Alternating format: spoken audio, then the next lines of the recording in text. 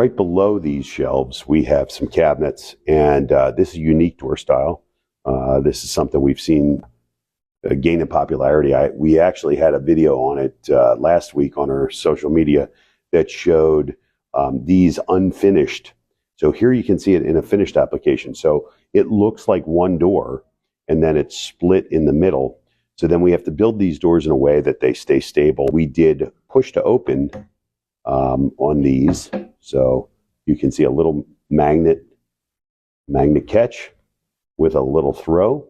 So you can see how they close, and they capture, that magnet catches, and it closes really nicely. This really creates a very clean look, and we have been selling a lot of this door style. This door style is our modified Verona, so it has our Verona molding and then a separate little astragal molding that we add on there that just gives it some depth. So anytime you add layers of moldings, you're really going to get a beautiful end result. And then if you follow that down here, the same concept here. So this mantle is a combination of really molding profiles.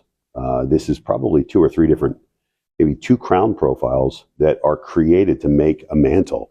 So it's a more modern take on a mantle. We have a lot of clients, again, that love this look, and we are able to create this out of different styles of our molding, right? So you have crown molding at the top of these units that can be used in different combinations to create really unique architectural millwork. And that's what this whole unit shows. It shows a fireplace, a TV over the fireplace, and integrated lighting. And these cabinets actually have a white oak back in a stained finish just to give it some accent. So it really creates a great look. And another thing you'll see here is this color. We're seeing in 2025 colors really moving from stark whites over into these muted whites. Creamy whites are coming back strong again. And then these khaki tones are very, very popular. So when people say, hey, is white still very popular? I say, yes, it is. However, we're seeing white maybe move away from the grays and into the earth tones. So keep that in mind.